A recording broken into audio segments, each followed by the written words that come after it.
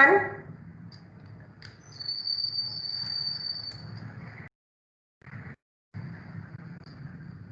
So today we are going to continue our discussion related to probability theory. In the we have talked about very basic concepts related to probability. So we have seen what is an event, sample space, union and intersection of events, disjoint events, independent and dependent events, mutually exclusive and exhaustive events. So today we are going to extend our discussion related to one of the most important concepts that we are going to use in our further discussions related to Bayes learning, and that is conditional probability.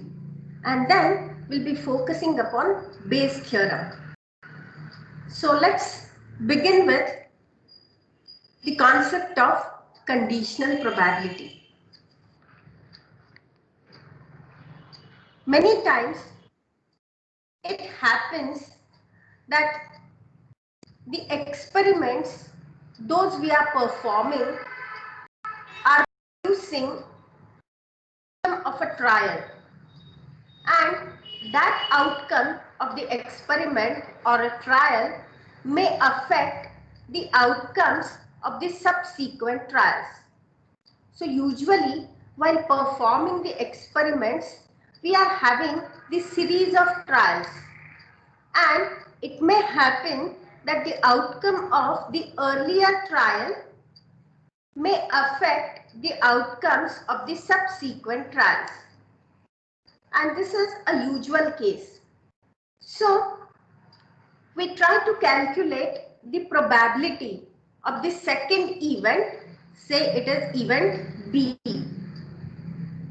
given that the first event has already happened. So we are trying to calculate the probability of the second event given that the first event has already occurred. If the probability of the event changes when we take a first event into consideration, then we can say that the probability of second event, that is event B, is dependent on the occurrence of the first event, that is event A. I'll repeat, if we are having two events, so first event is event A and second event is event B. So if the probability of the event B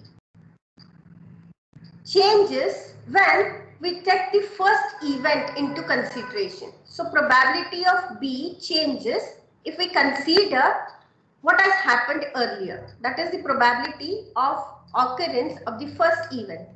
Then we say that the probability of event B is dependent on the occurrence of event A. Right? So let us see a few examples. Drawing a second ace from a deck given we got the first S. So we are having the deck of 52 cards, right? So what is the event A, the first event? The first event A in this case is getting ace, right? And second event B is also getting ace at the first time. And this is another event B, getting an ace at second time or second trial, right? So if we look at this second event, drawing a second ace or drawing or getting an ace at second time, given we have got the ace at the first trial, then the probability of this event B is dependent on whatever has occurred earlier. So if we have got ace at the first time, it it affects the probability that we are getting the A's at the second time. Right? Now, another example could be finding the probability of having a disease given you were tested positive. Finding the probability of having a disease given you were tested positive. One more example, finding the probability of liking Harry Potter given we know the person likes fiction. So if we know the person likes fiction, then the likelihood that the person likes Harry Potter may increase. Depend on, or the probability of liking Harry Potter depends upon the person whether he or she likes fiction or not. Okay, so define two events. Event A is the probability of the event we are trying to calculate. Event A is the probability of the event that we are trying to calculate. And we are having another event, event B. Event B is the condition that we know or the event that has happened. So event A is the probability that we would like to compute, and event B is the condition that we know or the event that has already occurred. Now, the conditional probability is denoted as probability of A given B. Probability of A, B. This is that we are using for conditional probability. So probability of A given B, meaning probability of the occurrence of event A given that event B has already happened. Right? So this is the notation for conditional probability. And the conditional probability of A given B is computed as probability of A and B divided by probability of B, or probability of A intersection B divided by probability of B. Now, let me illustrate this concept of conditional probability further with some examples. So, suppose probability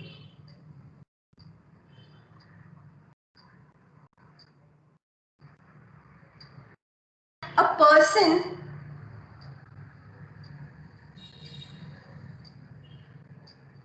has a cough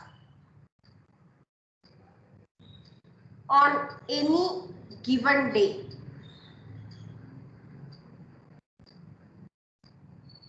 Maybe say 5%. A person has a cough any given day, maybe 5%. So the probability of a person having cough on any given day is 5%. But if we know, or if we assume that the person is sick, then obviously there is a more chance that the person is having cough. So if person is sick, then it is much more likely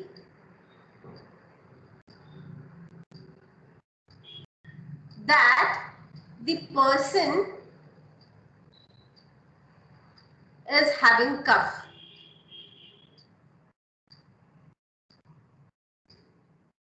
Right? So the conditional probability that someone unwell is coughing might be 75%. So in this situation, we may say that the conditional probability that some sick person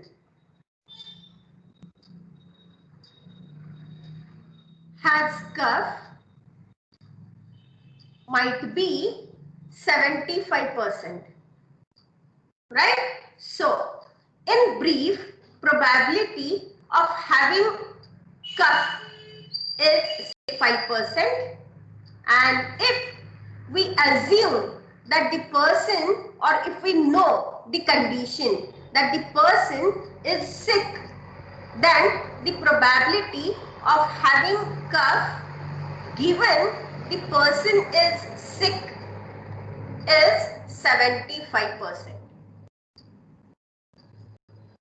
Right? Are you getting me? So let's proceed now with few more details. The conditional probability of A given B has already occurred. So probability of A given B may or may not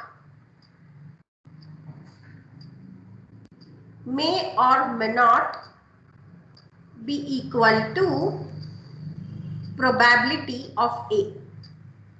Probability of A given B may or may not be equal to probability of A without any condition.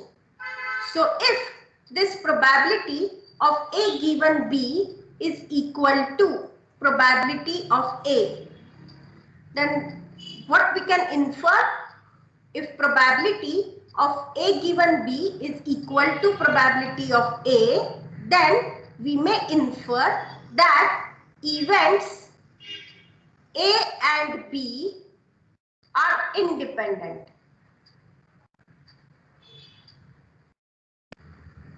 So they do not depend on one another. So if events A and B are independent, then probability of A given B is same as probability of A. So knowledge about either of the events does not alter the likelihood of each other. That is what we mean by this. Right? Now, the further point that I would like to mention is probability of A given B differs from probability of B given A. Probability of A given B differs from probability of B given A. So let us see one example for this. Suppose a person has dengue. So if a person has dengue, so actually the person has the dengue, then he or she might have, say, 90% chance of testing positive for dengue. Right? So if a person has dengue, then he or she might have 90% chance of testing positive if he or she undergoes the test for dengue. So here event A is positive, right? And here event B is having dengue, right? So here we may say that probability of A given B is 90%. Right? So if a person has dengue, actually a person is having the dengue, he or she might have 90% chance of testing positive if he or she undergoes the test for dengue. Right? So event A is defined as test for dengue is being positive, and event B is the person is having dengue.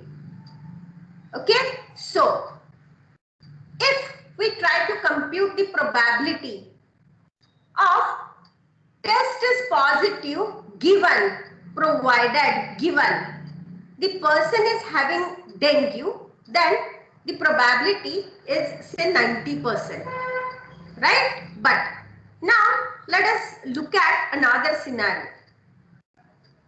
If a person tests positive for dengue, okay, if the person tests positive for dengue, then he or she may have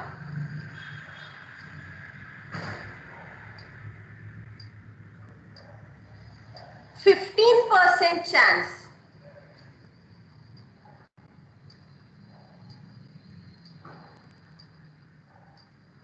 of actually having dengue. What we mean by that? If a person tests positive for dengue, he or she may have 15% chance of actually having the disease or actually having the dengue. So here, let us assume that we are having once again event A. If test is positive and event B, same events. Event B is having the dengue.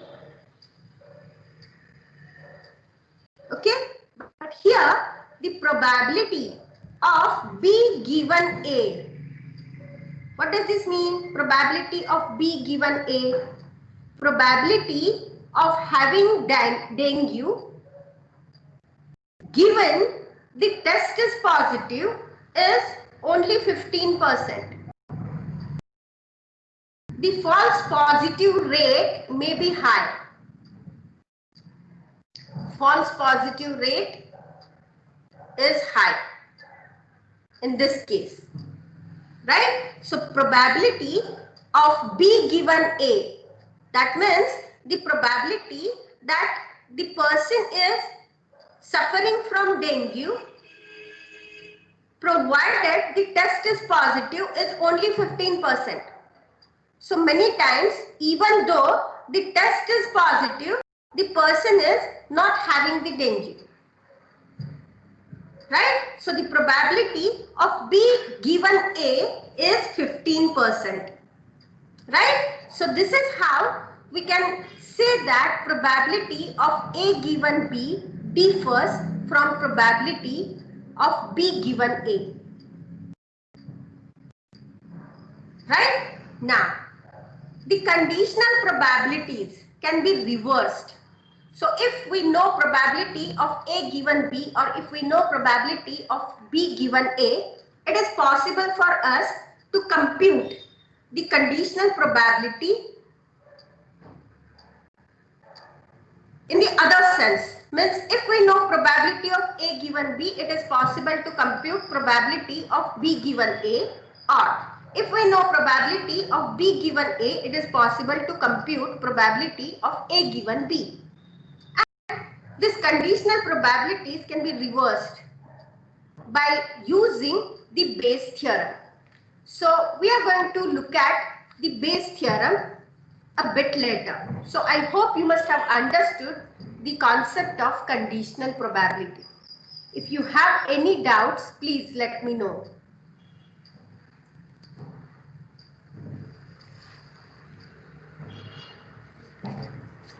Yes. May I proceed? I'm going to describe this concept of conditional probability with few more examples, because this is really very important concept and that we need in our further discussions. So I hope you must have understood this concept of conditional probability. So let me proceed with few more examples. So, suppose you draw two cards from a deck and you win if you get a jack followed by an ace without replacement. This is very important, without replacement.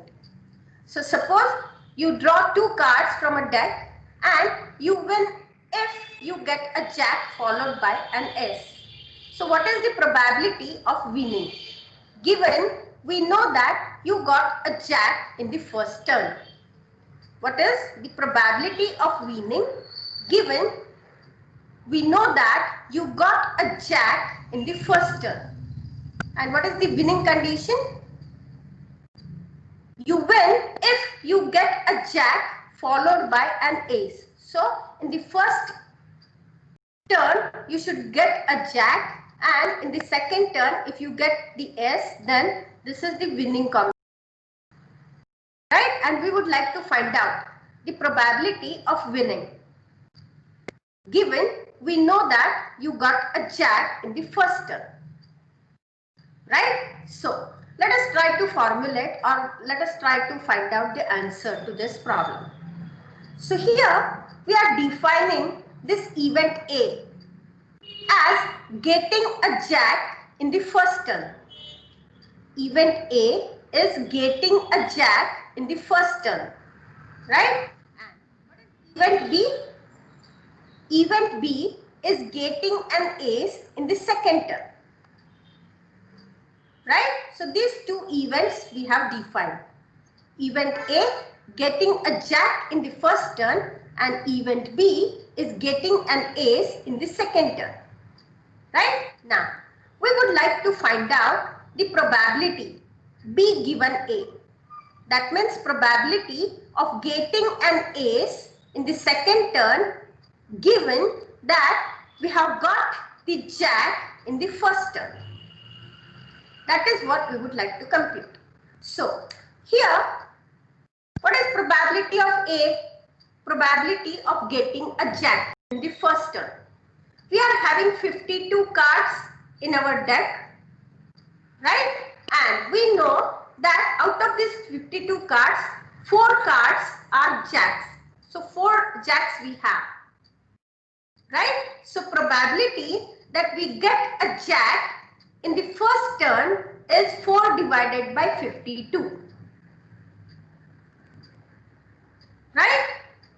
Now, probability of B, that is getting an ace in the second turn without replacement. What does this mean? In the first turn, we have drawn one card, right? And we are not going to replace that card once again. So if we are not replacing that card, then we will be having only 51 cards. So getting an ace out of these 51 cards, so once again we are having 4 ace cards in our deck, right? So probability of getting an ace is 4 divided by 51. Now let us try to compute this probability of A and B. So probability of A and B is probability of A into probability of B. So 4 divided by 52 multiplied by 4 divided by 51. So it comes out to be 0.006. Right? And we know the formula for computing the conditional probability of B given A, that we want to compute. So probability of B given A is equal to probability of A and B divided by probability of A. So this comes out to be 0.006 divided by 0.077. So it comes out to be 0.078. So this is actually the probability of winning. So probability of winning is the probability of B given A. That means probability of getting an ace in the second turn given we have got a jack in the first turn is computed as 0.078.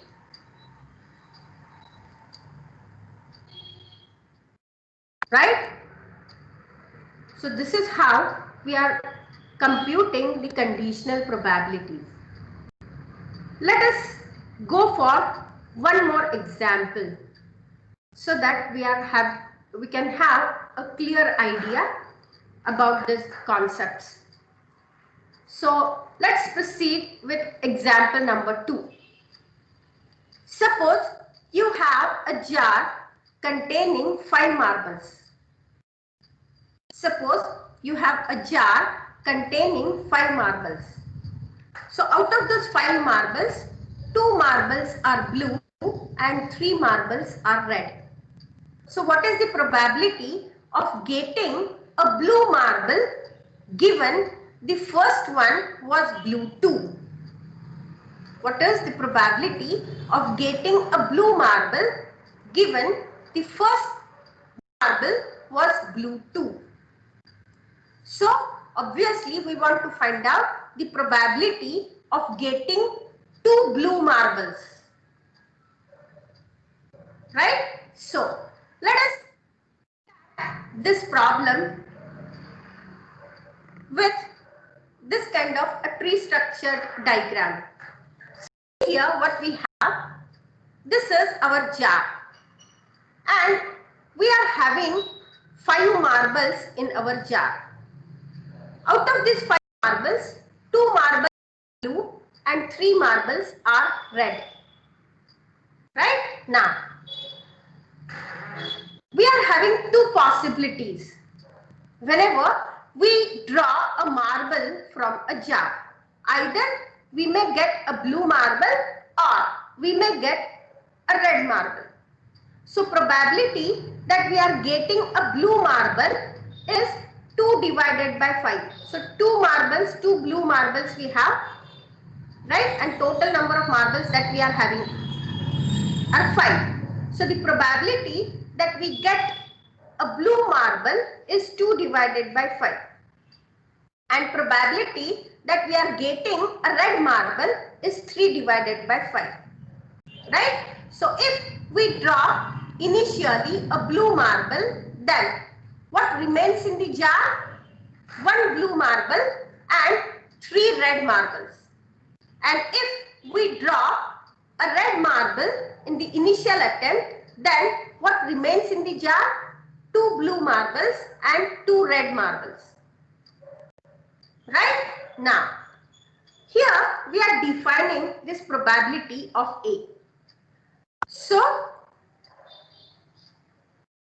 event A that we are describing here is getting a blue marble in first turn. Right? Event A is getting a blue marble in first turn. So probability of getting a blue marble in first turn is 2 divided by 5 that we have seen here pictorially. Right?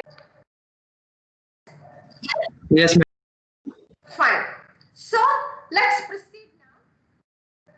See here, we have 2 possibilities in the first attempt. Either we may get blue marble or we may get red marble. But now, once we have drawn the blue marble, then in the second attempt, once again we will be having 2 possibilities. Either we may get blue marble or we may get red marble. So if in the first attempt we have got blue marble, then now the probability that in second case we are getting the blue marble is 1 divided by 4, because now in jar we are having 4 marbles and we are having only 1 blue marble. So the probability that in the second attempt we are getting a blue marble is 1 divided by 4. Right? Similarly, getting a red marble in second attempt, the probability is 3 divided by 4. Right? And these are the jars, those we may have. So if we are drawing blue marble in the second attempt, then in our jar we will be having only 3 red marbles. In this situation, if we are drawing red marble from the jar, we may have remained in the jar 1 blue and 2 red marbles. Okay. Now, if we look at this other case, that means if we have drawn red marble in the first attempt, then in our jar now we are having 2 blue and 2 red marbles. So if in the second attempt we get the blue marble, then the probability of getting the blue marble in this scenario is 2 divided by 4. And similarly, the probability that we are getting red marble in this particular scenario is also 2 divided by 4. Right? And these are the respective positions or the respective conditions of our jar after drawing the blue or the red marble in the second attempt. Right? Now, in this case, if we try to compute the probability of B given A, that means the probability of getting a blue marble in the second turn, having drawn the blue marble in the first turn. See here, in the first turn we have drawn a blue marble, and now in the second turn we have drawn the blue marble. So probability of getting a blue marble in the second turn, having drawn earlier also the blue marble, is 1 divided by 4.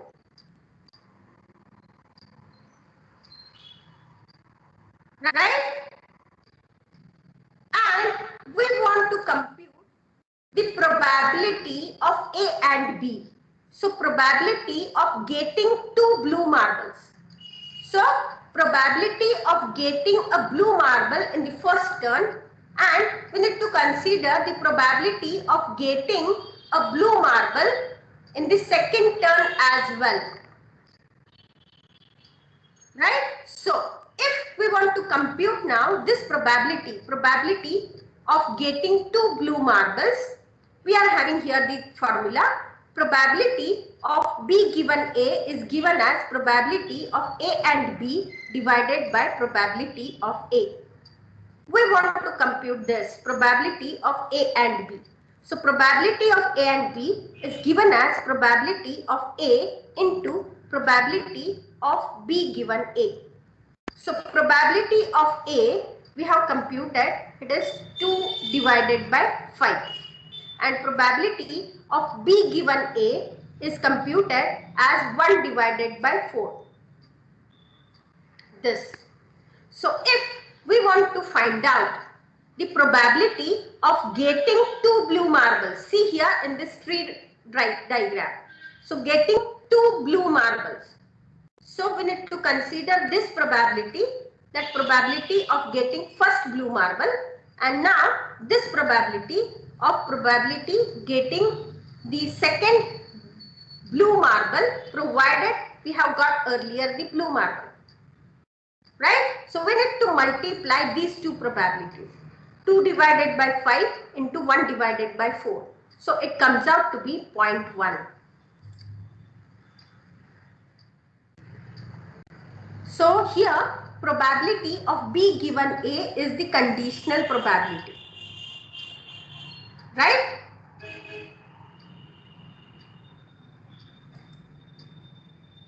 Yes, ma'am. So this is probability of A and this is the probability of B given A.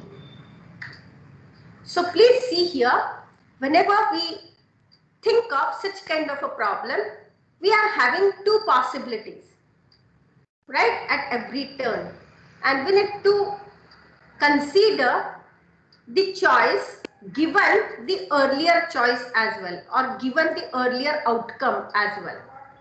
So finding out the probability of getting a blue marble provided earlier marble is also blue. That is how we are computing this conditional probability. Right? So ultimately, if we want to find out the probability of getting two blue marbles, then obviously we need to multiply this probability of A and probability of B given A. And this is how we are getting the probability of A and B, that is 0.1. Now, so just have a look, take down this problem statement and try to solve this. So a research group collected the yearly data of road accidents with respect to the conditions of following and not following the traffic rules of an accident prone area. And they are interested in calculating the probability of accident given that a person followed the traffic rules. So the table is being provided that comprises of the data of road accidents, right? So number of accidents if the people are following the traffic rules, the number of accidents if the people are not following the traffic rules, what are the number of accidents even though the traffic rules are followed and if the traffic rules are not followed. So the data is being presented. So based on this data, you are supposed to find out the probability of accident given that a person followed the traffic rule. Right? So this is for your homework. Now, let me go to the Bayes theorem now. Right? So, theorem describes the probability of an event based on the prior knowledge of the conditions that might be related to the event. I'll repeat. The Bayes theorem describes the probability of an event based on the prior knowledge of the conditions that might be related to that particular event. If we know the conditional probability of A given B, we can use the Bayes rule to find out the reverse probability, that is the probability of B given A. Right? So if we know the conditional probability of probability A given B, what does this mean? Probability of event A provided event B has already happened.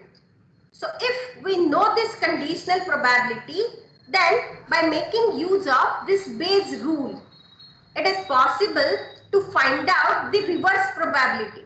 That means probability of B given A. That means the probability of event B provided the event A has already occurred. So that can be computed. So let's see how. We know the formula for computing this conditional probability of A given B.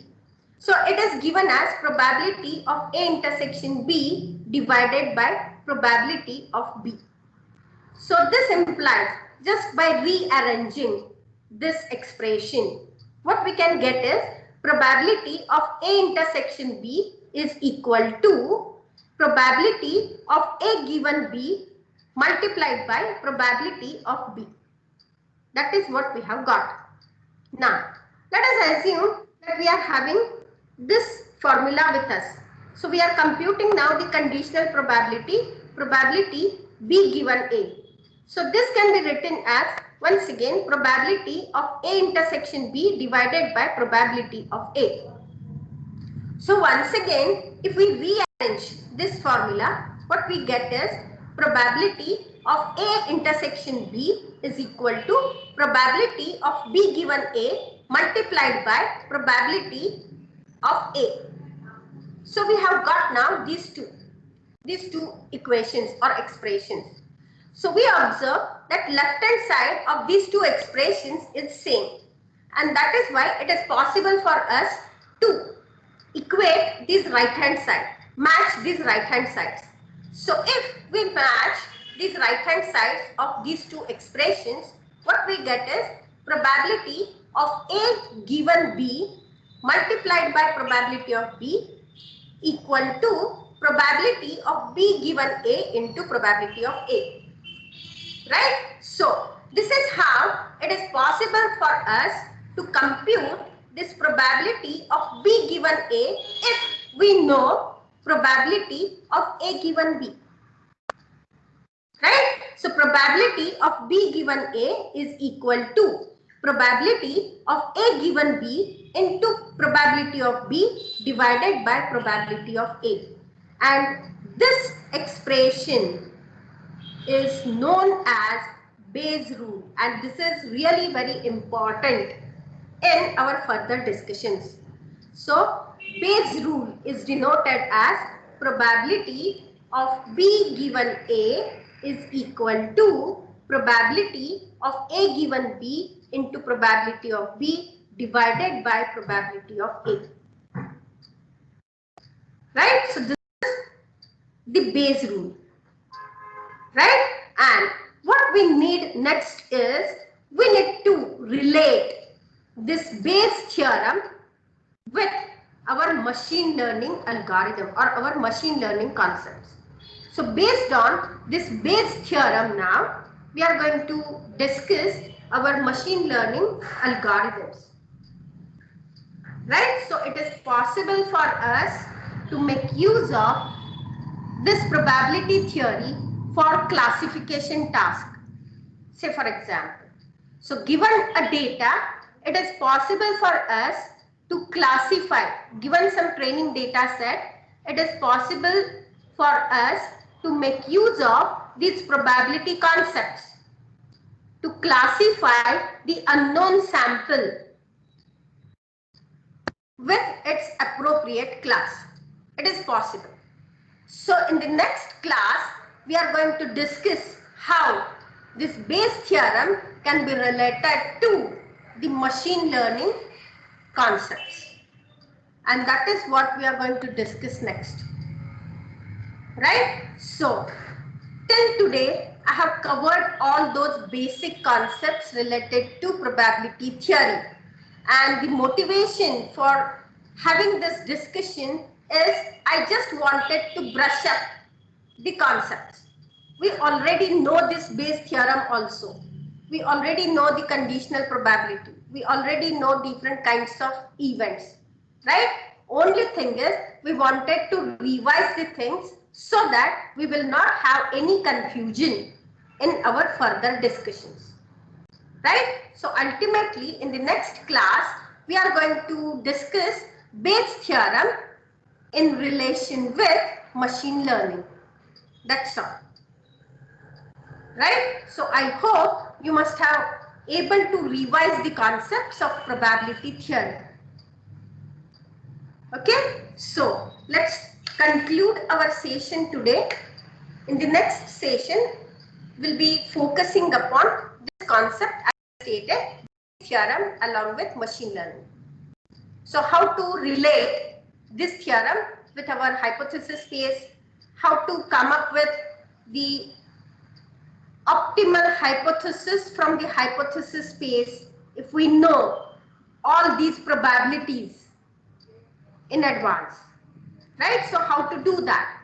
We are going to discuss it next. Okay, fine. So let's stop today. Thank you. But one more